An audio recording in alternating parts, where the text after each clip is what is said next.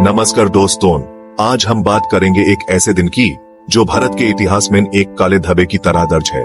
The 14th of February 2019, जिस दिन पुलवामा में हुए एक भयावह आतंकी हमले ने हमारे देश के वीर जवानों को हमसे छीन लिया।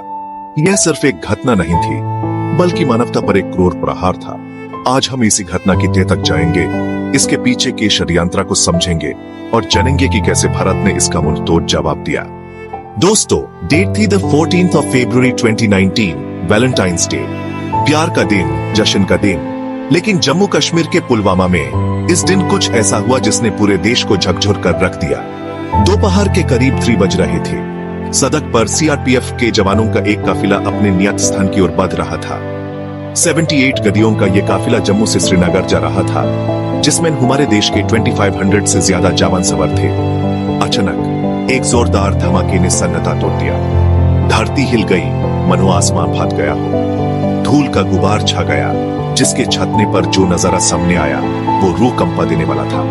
एक एसयूवी जिसमें विस्फोटक भरा हुआ था, सीआरपीएफ के कफीले की एक बस से जा टकराई थी। इस भीषण विस्फोट में हमारे 40 से अधिक वीर जवान शहीद हो गए, जबकि कई अन्य गंभीर रूप से घायल हो गए। ये घटना इतनी भयावह थी कि देखते ही देखते पूरी दुनिया में इसकी खबर आग की तरह फैल गई। हर तरफ मतम पसर गया, भारत शोक में डूब गया।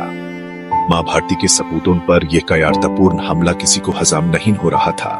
इस कायराना हमले की जिम्मेदारी किसी और ने नहीं, बल्कि पाकिस्तान में पल रहे आतंकी संगठन जैश-ए-मोहम्मद ने ली।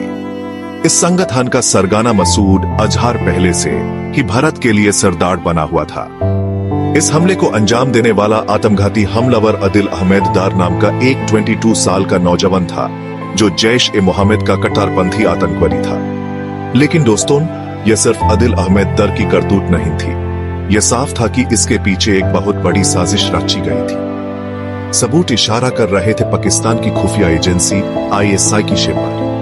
माना जाता है कि आईएसआई ने ही जैश-ए-मोहम्मद को इस हमले को अंजाम देने के लिए पैसा, हथियार और हर तरह की मदद मुहैया कराई थी। यह पाकिस्तान की ओछी हरकत का एक और घिनौना उदाहरण था। सालों से पाकिस्तान अपनी जमीन का इस्तेमाल भारत के खिलाफ आतंकवाद फैलाने के लिए करता आ रहा है, लेकिन इस बार पाकिस्तान ने हटपार कर दी थी। बालाकोट एयर स्ट्राइक भारत का मुंहतोड़ जवाब। पुलवामा हमले के बाद पूरा देश गुस्से में था।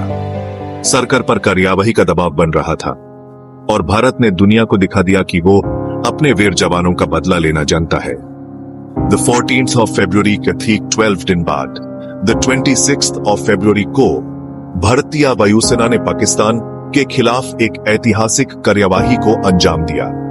सुबह के अंधेरे में भारतीय वायुसेना के 12 से ज्यादा मिराज 2000 लड़ाकू विमानों ने सीमा पार की और पाकिस्तान के बालाकोट में घुसकर जैश-ए-मोहम्मद के सबसे बड़े आतंकी प्रशिक्षण कैंप पर जोरदार हवाई हमला किया।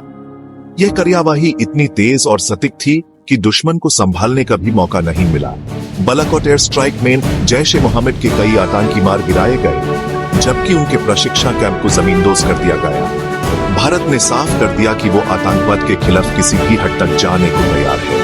ये भारत की तरफ से पाकिस्तान को एक कड़ा संदेश था कि अगर उसने अपनी हरकतों से बाज नहीं आया तो इसके भीषण परिणाम भुगतने पड़ेंगे। शहीदों को नमन। पुलवामा हमला भारत के लिए एक काला दिन था, लेकिन इस घटना ने यह भी दिखाया कि भारत आतंकवाद के आगे झुकने वाला नहीं है।